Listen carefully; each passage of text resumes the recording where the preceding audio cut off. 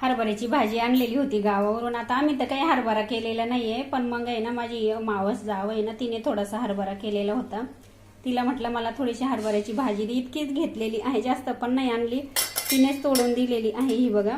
आता थोडे थोडे तिला ना फुलं पण यायला सुरुवात झाली ती, पण मग कसं आता आपण पहिले खाल्लेली त्याच्यामुळे आपण पण थोडंसं असं खायला मन होतं। आणि गावची भाजी ना वेगळीच असते, आता इकडे पण विकायला असते पण ती आहे ना अशी एकदम मोठी मोठी असते, एकदम निबर असते। आता ही बघा किती छान तोडलेली आहे तिनं, ही बघा अगदी कवळी कवळी आहे हे बघा। आता म्हटलं ती आहे ना करते, थोडीच होईल ती शिजून, जास्त पण नाही होणार।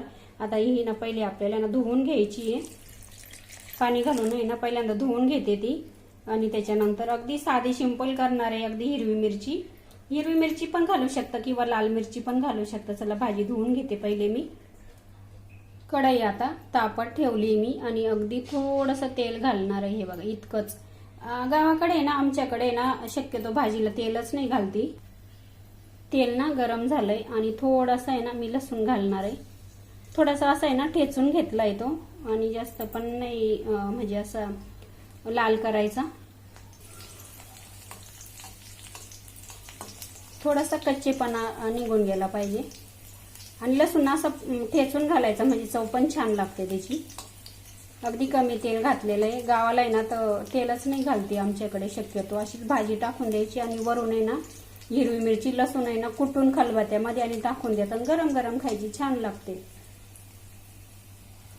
लसूण ना थोडासा आहे ना हे बघा कलर चेंज झालाय, जास्त पण नाही लाल करायचा। आता इथे ना ही मिरची ना कुटलेली उखळामध्ये गावावरूनच आणली मी, हे बघा थोडीशी जाड दिसते बघा।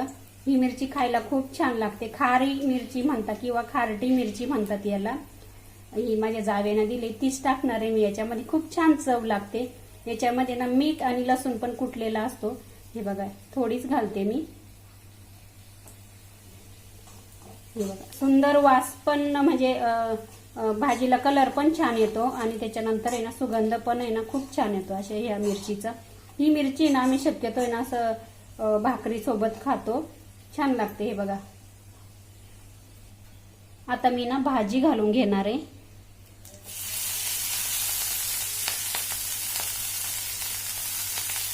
अशी मोकळी मोकळी करायची थोडीशी, हे बघा।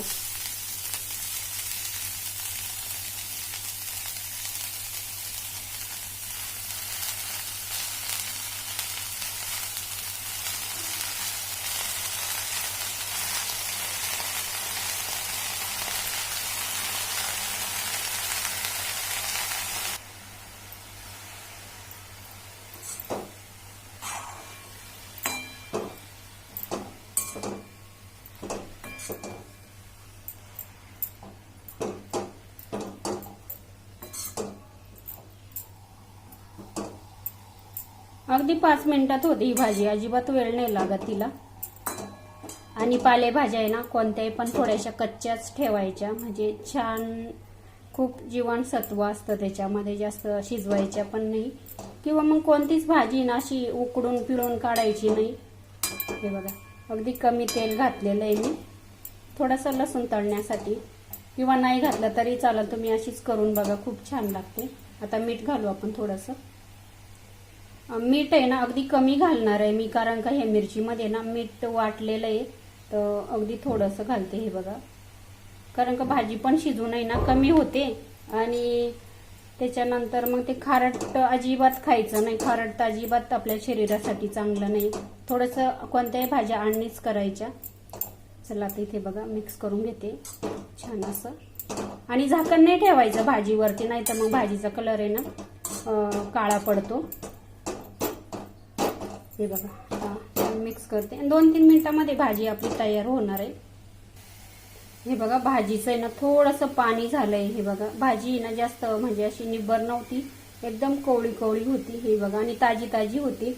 मी रात्री आली ना गावावरून, तर मग माझ्या जावेने अगदी निघायच्या वेळेसच तोडून दिली ती, तिनेच तोडली, मी काही नाही गेले तोडायला, इतकीच दिली ती तिने पण भाजी ना जास्त दिली असती माझ्या जावेने, पण ती आहे ना काही काम करीत होती, त्याच्यामुळे ना मी अगदी निघाली गाडीत बसायच्या वेळेसच मग ती म्हणत होती तुम्हाला थोडीशी भाजी आणून देते म्हणे, अगदी तिने मग थोडीशी आणून दिली, तिनेच केलेली शेतामध्ये. चला, तयार झाली आपली मस्त हरभऱ्याची भाजी. हे बघा सुंदर झालेली, पाणी पण आटलेलं आहे आता आणि गरम गरम खायची. चला या तुम्ही पण हरभऱ्याची भाजी खायला. कशी वाटली हरभऱ्याची भाजी नक्की सांगा.